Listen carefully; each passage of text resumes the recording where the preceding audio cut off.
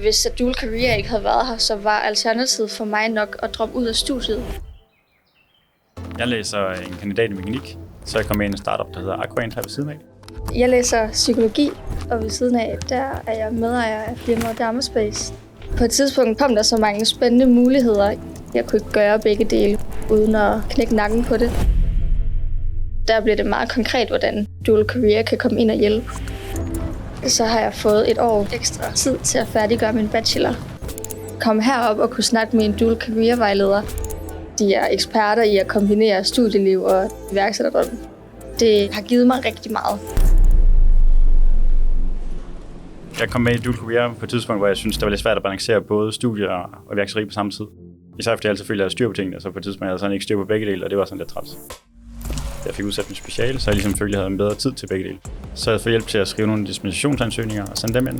Ligesom få dokumenteret, at jeg faktisk er iværksætter. Så det er ret, der er det her sted med dual career, hvor man ligesom kan få hjælp til at kombinere det. Og der har dual career været helt unikt.